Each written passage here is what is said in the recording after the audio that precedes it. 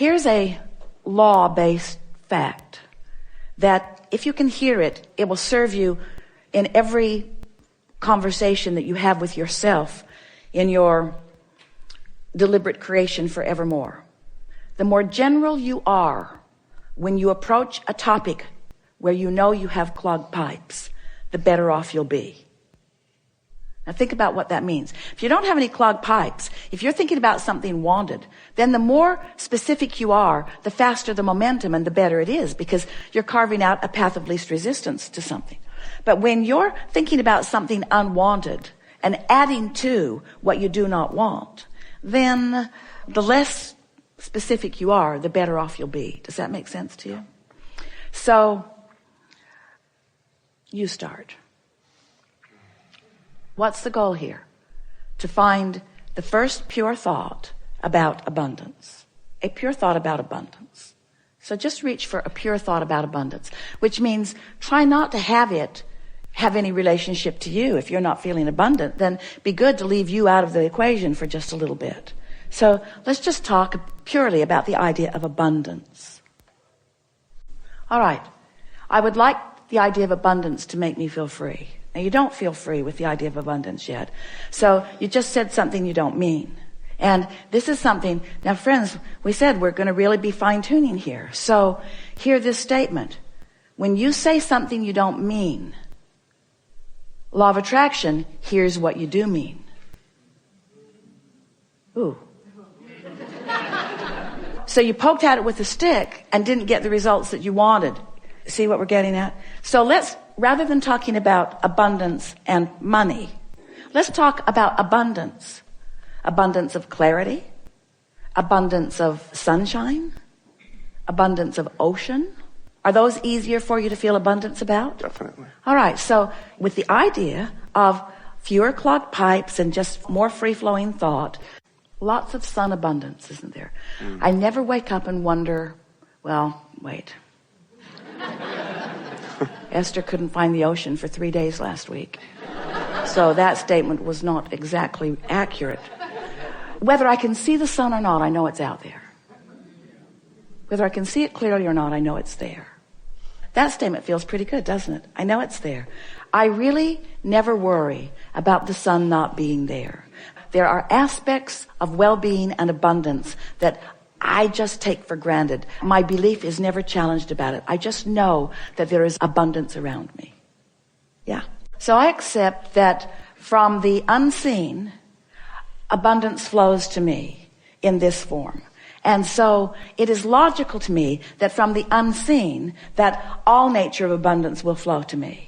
And that in the same way that I can be in a vibrational place of just allowing that to happen, I can be in a vibrational place of allowing more abundance on more subjects to happen. Feel how free-flowing that is? In other words, no resistance. Those statements were easy to make and felt good as you make them. Now that may be all the work that you need to do for one conversation that you're having with yourself. And you can tell that you've done good work because you have contemplated a subject and you felt good while you contemplated it. So we're going to make a statement to you, really to all of you. This is another refined point, very fine-tuning, deliberate creators that we are visiting with here today. So how do you feel about the concept of, in order to get the results that you want, if you've got some clogged pipes, just never mind them, lay some new pipes? Doesn't that make perfect sense to you? Isn't that an easy to understand concept? So now we just want to insert this very important understanding.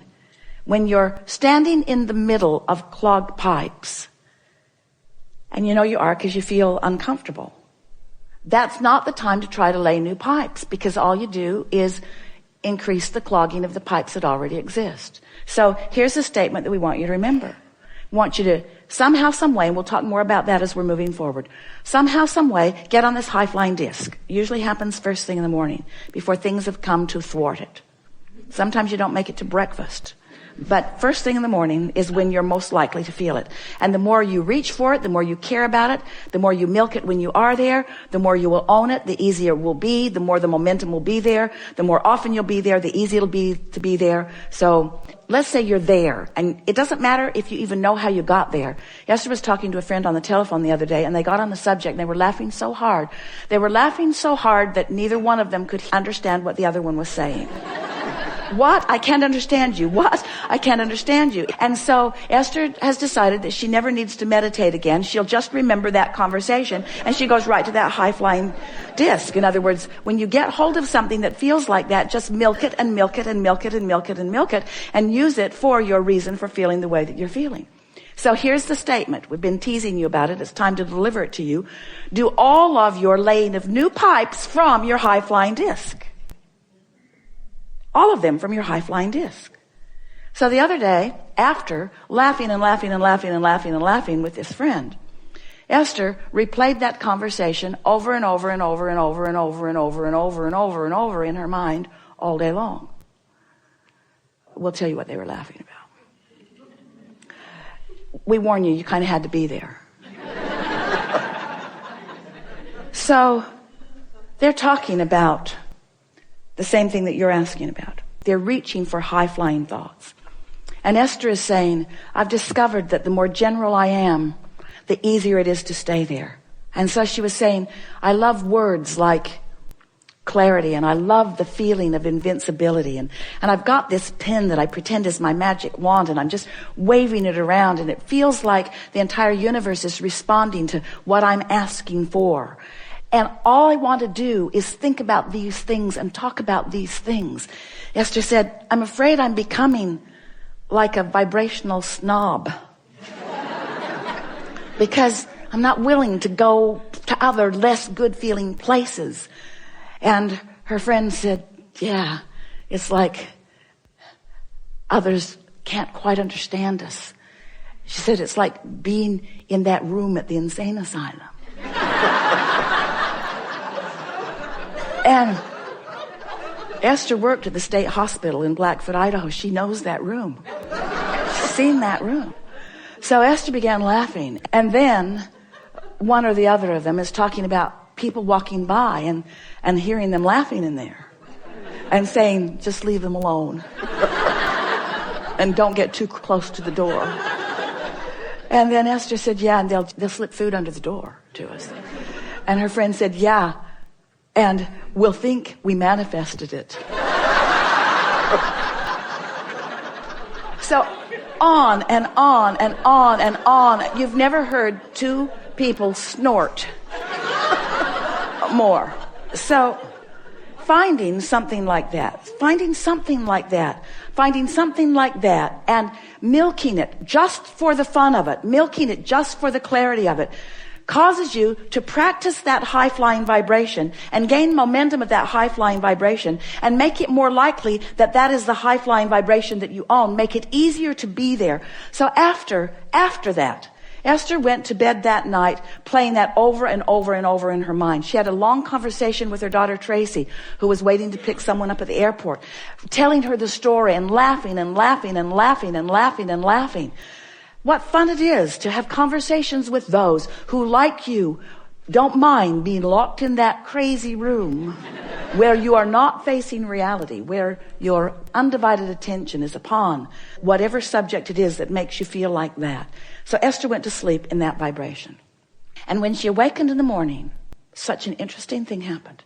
Because her first thought, now she's been listening to us for a long time, talking about how when you pre-pave, when you go to bed thinking about good things, and you'll wake up thinking about good things. And Esther woke up, and the first thought that was in her mind was maybe the most troubling thought that she's experienced in the last several years.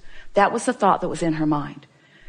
But she was so consciously aware of all of these concepts that we've been talking about that she said to herself right out loud, I've got 16 seconds to shake this thought. 16 seconds to return to my high-flying disc. 16 seconds to lay my new pipes about this subject. And then energy just flooded all through her as she realized that this was her high-flying disc. This was her chance to take a subject that had been troubling and approach it from her high-flying disc. And she left it in a place never to return to again. You see what we're getting at? This is the way that you find clarity. This is the way you find abundance. You wait until you're in that feeling of high-flying abundance, and then you can approach the subject that's a little more troubling if you want to, understanding that it's risky, but it's only 16 seconds of risky, right? You've got 16 seconds. You've got 16 seconds to let it go or to bring it into alignment. Our favorite story that fits right here. We've got to tell it to you now because it means everything.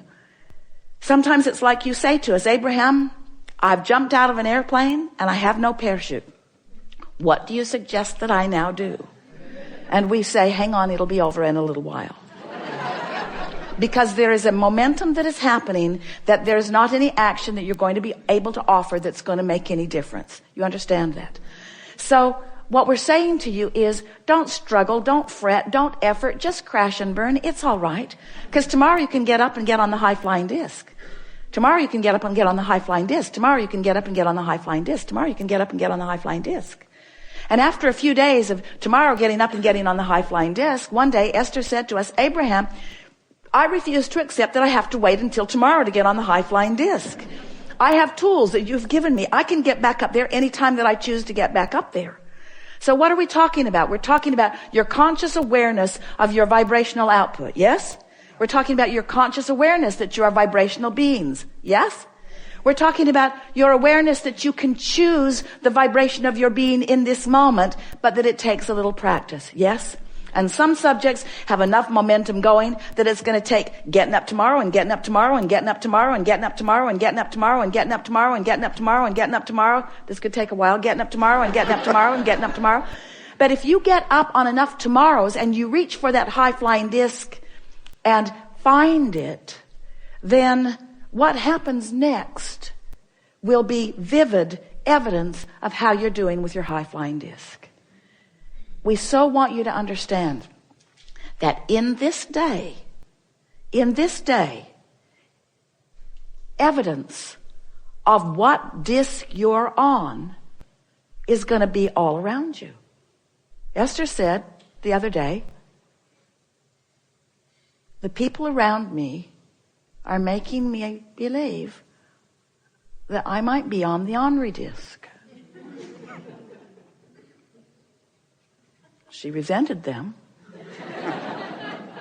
but she had to accept she had rendezvoused there with them. You pick the disc and you'll rendezvous with others who have picked the disc, you see.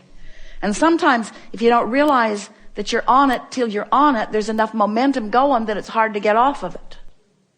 But that's the work. So here's the rule of thumb that we would follow if we were standing in your physical shoes. The better we feel, the more we would milk it. The worse we feel, the more we would try to ignore it. That's what Jesus meant when he said, turn the other cheek. Choose your vibration and give it your undivided attention if it feels good. And give it as little attention as you can if it doesn't feel good. So Esther was thinking the other day about the words that we used, and she could feel the poignancy with which we were talking about those clogged pipes in her pond and how they were clogged from neglect. And Esther got this visual image of pipes that she's laid to all kinds of things, wanted and unwanted. And she's got open pipes to unwanted things and open pipes to wanted things. And what keeps them open? Attention to them. Attention to them keeps them open. She's keeping the path of least resistance open to wanted and unwanted things, yes? But if she neglects them, they just clog up from neglect. So it's a new, even better application of this clogged pipe analogy. What paths of least resistance are you carving open every day? I hate that guy. I've always hated that guy. That guy is such a pain. The guy dogs me. I think he stalks me. He's everywhere I go. I don't like that guy. That person at work is everywhere I go, always in my face. Who's keeping the pipes open? That's what we want to ask you. You are. You're always the one who's keeping the pipes open. So if you look around any environment, whether it's the environment of your memory, whether it's the environment of your work, whether it's the environment of your family, whether it's the environment of the people that you are moving through the freeways with, whatever environment that you're moving around in, you are the one who's keeping the pathways open. You're the one that gets to decide. So be more specific if it's a pathway you want open, and be more general if it's one that you would like to just sort of stop. The more general you are, the less momentum there will be. Helpful? Really good.